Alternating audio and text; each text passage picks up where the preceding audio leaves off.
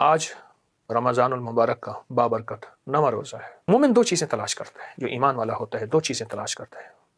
पहले सादत तलाश करता है, फिर कबूलियत तलाश करता है। अल्लाह ने इब्राहिम अलैहिस्सलाम जिस पत्थर पे खड़े होकर तामीर कर रहे थे, अल्लाह उस पत्थर को ऊंचा कर रहा था। एक दुआ है, रोज़े के साथ इस दुआ को अपनी ज़िंदगी का साथी बनाए, चंद बार पढ़ लें। फरमाया वो नेमत जिसके लिए पढ़ेगा अल्लाह उससे भी नहीं छीनेगा, अगर ज़्यादा पढ़ेगा अल्लाह उसकी नस्लों से भी नहीं छीनेगा। वो नेमत कोई भी है। अफगानिस्तान का एक बादशाह गुजरा है, मुख्तसर बात बताऊंगा। तो उससे किसी ने पूछा कि आपके पास इतनी नेमतें, इतनी सादतें, इतना सब कुछ किस लिए है? बिस्मिल्लाहिर्रहमानिर्रहीम, अस्सलामु अलैकुम वरहमतुल्लाहि वबरकातुहू। आज रमज़ानुल मुबारक का बाबरकत 9वां रोज़ा है। 8 रोज़े अल्हम्दुलिल्लाह पूरे किए, सादतें पाई, बरकतें पाई और इंशाअल्लाह कबूल है, और इंशाअल्लाह कबूल है। देखें, मोमिन दो चीज़ें तलाश करता है, जो ईमान वाला होता है दो चीज़ें तलाश करता है। पहले सादत तलाश करता है, फिर कबूलियत तलाश करता है। पहले ये होता है कि या अल्लाह कोई इबादत का मौका, कोई सादत का मौका, कोई खैर का मौका मिल जाए।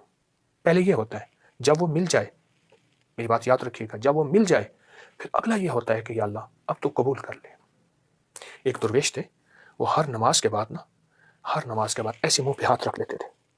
तो किसी ने पूछा आप क्यों रखते हैं? फरमाया मुझे पता नहीं, मेरी नमाज मेरे मुंह पे न मार दी जाए, कबूल है या नहीं है।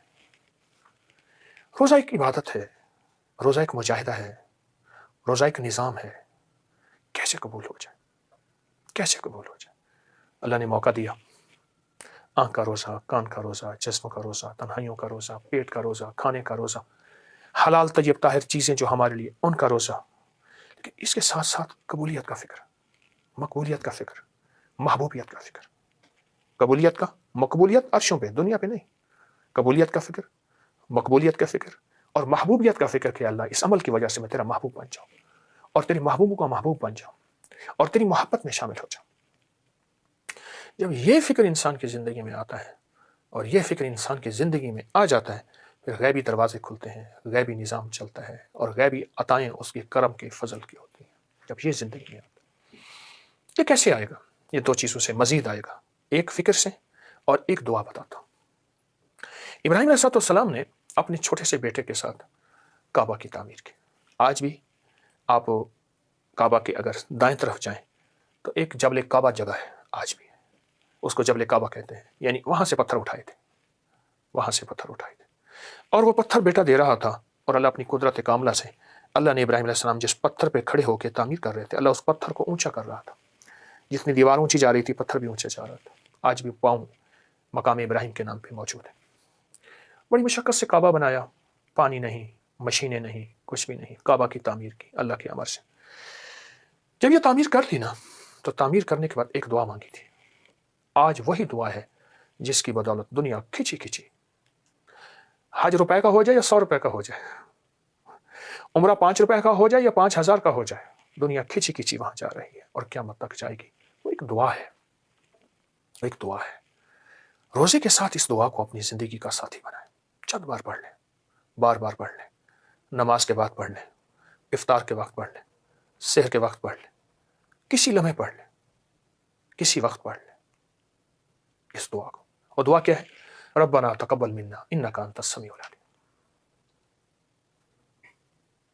ये दुआ है, रब्बना तकब्बल मिन्ना इन्नका अंतस। इस दुआ में दो चीजें हैं। मैं जो तफसीर की रोज़ से ये बात रिवायत से और उसकी एहतियात से बता रहा हूँ। एक, इस दुआ के अंदर मिन्नत है, मिन्नत है, और दूसरा अपना छोटापन ज़हर करना है, तवाज़ु ज़हर करना है।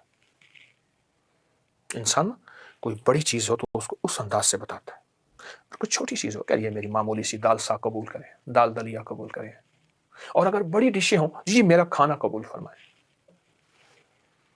इसमें मिन्नत है। रब्बना तकब्बल मिन्ना, तेरी मेहरबानी, रब्बना तकब्बल मिन्ना इन्नका अंतस समीउल अलीम। कमाल चीज़, कमाल चीज़। अपने रोज़े की कबूलियत का फिक्र, अपने रोज़े की महबूबियत का फिक्र, अपने रोज़े की मकबूलियत का फिक्र, यहाँ तक है इस दुआ के बारे में और मेरे तजर्बात में मुसलसल है।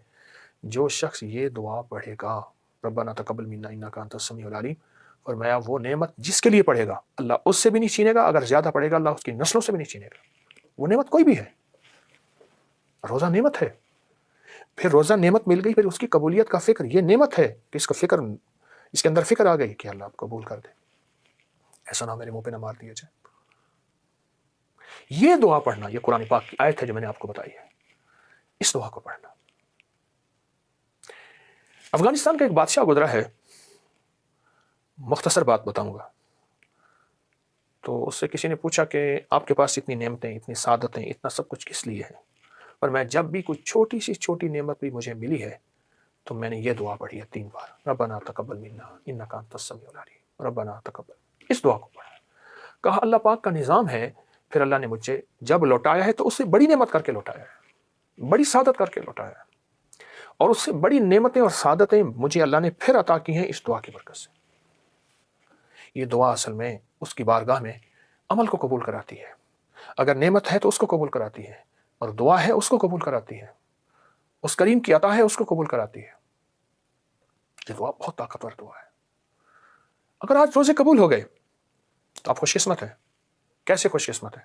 اللہ پھر سے اگلے روزوں کی توفیق عطا فرمائے گا، پھر سے اگلی نعمتوں کی توفیق عطا فرمائے گا، پھر سے اگلی سعادتوں کی توفیق عطا فرمائے گا، اور صرف اگلی نہیں، نسلوں تک یہ سعادتیں، یہ نعمتیں، یہ عطائیں چلتی رہیں گی اس دعا کی برکت سے۔ تو اس لیے قبولیت کا فکر بہت ضروری ہے، اور اس قبولیت کے لیے یہ دعا وہ ہے جو اللہ کی بارگاہ میں قبول ہو چکی ہے، بس ہم نے اپنے لیے پڑھنی ہے، اور انشاءاللہ اللہ ہماری یہ عبادت بھی، ہماری یہ سعادت بھی قبول کرے گا۔ تو آئیں میرے ساتھ سارے پڑھیں، ربنا تقبل منا انک انت السمیع العلیم، ربنا تقبل منا انک انت السمیع العلیم، ربنا تقبل منا انک انت السمیع العلیم۔ یہ آج 9 رمضان اور 9 رمضان کی مبارک اور سعادت دعا اور احساس میں نے آپ کو دیا ہے، انشاءاللہ ضرور توجہ کیجیے گا۔ جزاک اللہ۔ السلام